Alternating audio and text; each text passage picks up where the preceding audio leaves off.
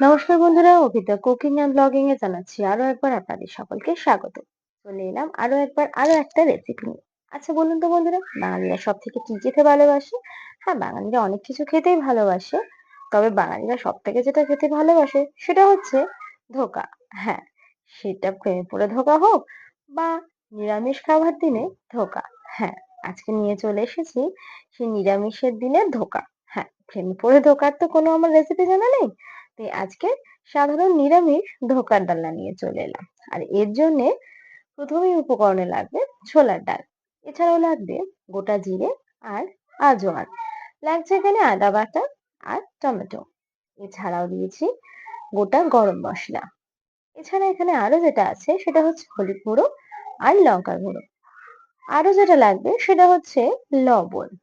এছাড়াও লাগবে উপকরণে কাশ্মীরি লঙ্কার গুঁড়ো, লাগবে এখানে সাদা তেল, এছাড়া লাগবে যেটা সেটা হচ্ছে ঘি, আর লাগছে, হ্যাঁ, এটা অপশনাল কিন্তু লাগবে, সেটা হচ্ছে চিনি। তো চলো, উপকরণ দেখিয়ে দিয়েছি কিভাবে তৈরি করতে হয়, চলে যাই রান্নাঘরে। তো দেখো বন্ধুরা, চলে এসেছি রান্নাঘরে। আর দেখতে পাচ্ছ আমি ছোলার ডালটা যেটা সারা রাত ভেজানো, আর ছোলার ডালের জলটা ঝারিয়ে নিয়েছি। আর এখানে দেখো আমি একটা মিক্সার জারের মধ্যে ডাল কটা সব ঢেলে নিচ্ছি, নিয়ে খুব সুন্দর করে একটা পেস্ট করে নেব। আর এই ডালটা পেস্টের সময় এর মধ্যে আমি দিয়ে দিলাম ২ টুকরো আদা, ১ ইঞ্চি করে ২ টুকরো আদা। তো দেখো এখানে আমাদের ডালের পেস্টটা একদম রেডি হয়ে গিয়েছে। আমার এখানে ক্যামেরার লাইটটা গন্ডগোল হওয়ার জন্য না তোমাদের ডালের পেস্টটা দেখাতে পারছি না ভালো করে। তো দেখো এখানে আমি কড়াই বসিয়ে কড়াইয়ের মধ্যে দিয়ে দিয়েছি। প্রথমে দিয়েছি কিছুটা সর্ষের তেল। এখানে সামান্য আমি সর্ষের তেল ব্যবহার করেছি। আর তার মধ্যে দিয়ে দিলাম একটু গোটা জিরে আর দিলাম সামান্য আজওয়ান। ওই 1/2 চামচ করে দিয়েছি এখানে আমি। তো এবার এই দুটোকে একটু ফোড়নে যেহেতু ব্যবহার করেছি, একটু দেখো ফোড়নটা হয়ে গেলে এর উপরে আমি সামান্য হলুদ গুঁড়ো দিয়ে দিলাম একটু রঙের জন্যে। তো এটা তোমরা দিতেও পারো নাও পারো, তবে আমার মনে হয় দিয়ে নেওয়াটাই ভালো।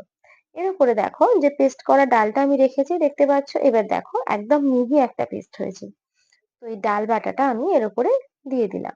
এবারে ডাল বাটাটাকে কিন্তু, যে দেখো একটা জল জলে ব্যাপার আছে না, মানে যে পেস্ট করেছে একটা হালকা জল জল ব্যাপারটা আছে, এটাকে একদম টাইট করে নিতে হবে, মানে এই জল জল ব্যাপারটাকে একদম শক্ত করে নিতে হবে। তো চলো এটা কড়াইয়ের মধ্যে দিয়ে উল্টে পাল্টে খুব ভালো করে একটা মানে টাইট ব্যাপার করে নিই। তো চলো, দেখতে পাচ্ছ কড়াইয়ের মধ্যে নাড়তে নাড়তে এটা কিন্তু আস্তে আস্তে অনেকটা শুকনো শুকনো হয়ে গিয়েছে। দেখো এটা কিন্তু অনেকটা শুকনো হয়ে গেছে। দেখতে পাচ্ছ ঠিক এরকম শুকনো শুকনো করে নিতে হবে। একটু নাড়িয়ে চাড়িয়ে নিলে বেশিক্ষণ সময় লাগে না এটা করতে। কিছুক্ষণ কড়াইয়ের মধ্যে নাড়লেই দেখবে এটা অটোমেটিক জলটা শুকনো হয়ে এরকম একটা দলা পাকিয়ে আসছে। আর যখনই দেখবে এমন শুকনো শুকনো হয়ে গেছে, এটাকে কড়াই থেকে নামিয়ে নিতে হবে। এবার আমরা যেটা করব, একটা থালা নিয়ে নেব। তো দেখো একটা থালা নিয়েছি, আর এই থালার মধ্যে সামান্য পরিমাণ একটু সাদা তেল দিয়ে নিচ্ছি। দেখো একটু সাদা তেল দিয়েছি সামান্য, আর সাদা তেলটাকে পুরো থালার মধ্যে ঘুরিয়ে ঘুরিয়ে মাখিয়ে নিলাম। আর এর উপরে এই ডালের ডোটাকে ঢেলে দিলাম। এবার এটাকে হাতের সাহায্যে একটু ঠান্ডা হোক, কেন এতটাই গরম এখন তো হাত দিতে পারবে না, হাত বা চামচের সাহায্যে একটু প্রেস করে করে এইভাবে থালায় সেট করে নিতে হবে। তো দেখো এটা কিন্তু থালায় 10 মিনিটের জন্য আমি রেখেছিলাম, আর এটা একদম বসে গিয়েছে, মানে একদম সেট হয়ে গিয়েছে, এটা ঠান্ডাও হয়ে গেছে। এবার আমি ছুরির সাহায্যে ঠিক বরফি আকারে কেটে নেব, যেমন নিমকি বা বরফির আকার হয় সেভাবে একটু আড়াআড়ি ভাবে কেটে নেব। তো তোমরা যে যার পছন্দ মতো শেপ দিও, ছোট বা বড় সাইজ করো। আমি একটু বড় সাইজের এটা রেখেছি, তোমরা চাইলে এর থেকে ছোট ছোট সাইজেরও কাটতে পারো। তো দেখো এখানে কিন্তু আমার মানে ধোকাগুলো কাটা কমপ্লিট হয়ে গিয়েছে। এবারে চলো এগুলোকে ভেজে নেওয়ার পালা। আর এগুলো কিন্তু ভাজার পরেও বেশ সুন্দর খেতে লাগে। তো দেখো ভাজার জন্য আমি প্রথমেই বসিয়ে দিয়েছি কড়াই, আর কড়াইয়ের মধ্যে দিয়ে দিয়েছি বেশ কিছুটা পরিমাণে সাদা তেল। এবারে এই তেলটাকে একদম হিট করে নিতে হবে, মানে খুব ভালো করে গরম করে নিতে হবে। আর খুব ভালো গরম হয়ে গেলে এর মধ্যে একে একে ধোকার টুকরো গুলো দিয়ে দিতে হবে, আর খুব ভালো করে লাল লাল করে ভেজে নিতে হবে। তো দেখো উল্টে পাল্টে, আর হ্যাঁ আরেকটা কথা, একেবারে অনেক দিতে যাবে না, অল্প অল্প করে দেবে, মানে অল্প অল্প করে, মানে ধোকাগুলো ভাজার চেষ্টা করবে, এতে করে একটার সাথে একটা জড়িয়ে যাবে না, আর ভেঙে যাওয়ার চান্সটাও কম থাকে। তো দেখো আমি বেশি দিইনি, এই কয়েকটা টুকরো দিয়েছি। চলো এগুলোকে আগে ভেজে নিই। উল্টে পাল্টে কিন্তু একদম লাল লাল করে ভাজতে হবে। তো দেখো এক পিঠ হয়ে গিয়েছে, আমি উল্টে দিচ্ছি।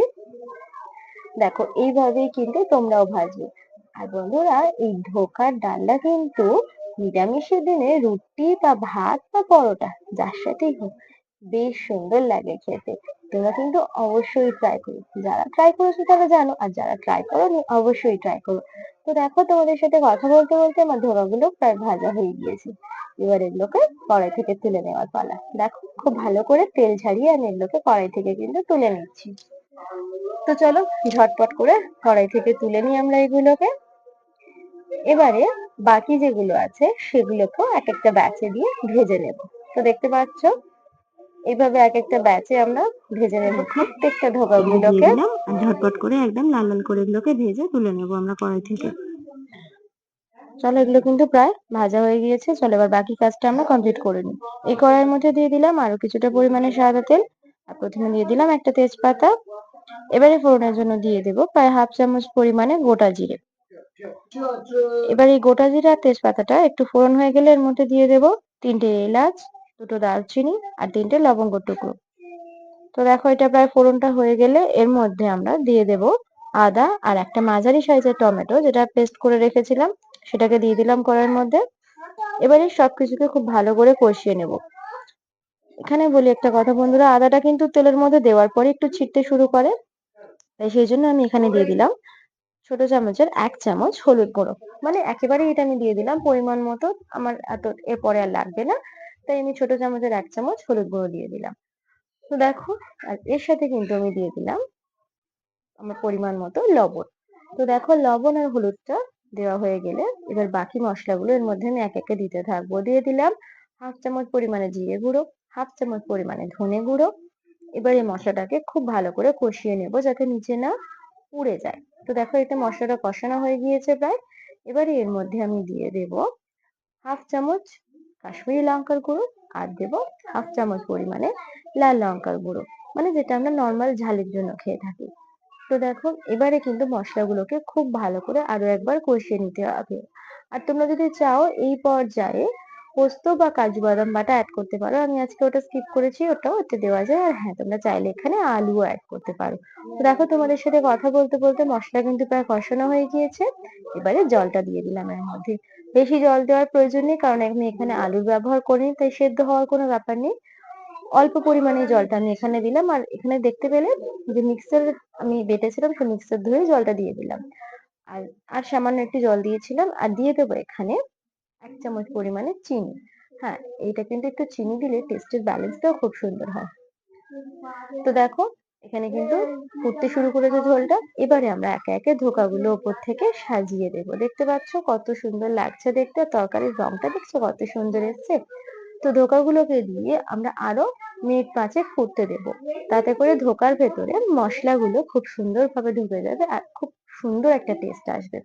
তো এইভাবে 5 মিনিট ফুটতে দিয়ে ঠিক নামানোর আগের পর্যায়ে আমি কিন্তু এখানে দিয়ে দেবো 1 চামচ পরিমাণে ঘি। আর যখন এখন যেহেতু এখনো একটু ঠান্ডা ঠান্ডার আবহাওয়া রয়ে গিয়েছে, তাই এই সময় কিন্তু ঘিটা গলেনি, তাই দেখতে পাচ্ছ আমার ঘিটা কিন্তু বসে আছে। আমি সেখান থেকেই 1 চামচ নিয়ে ভালো করে কড়াইতে দিয়ে চামচটা একটু ডুবিয়ে নিয়ে খুব ভালো করে নাড়িয়ে চাড়িয়ে দিলাম।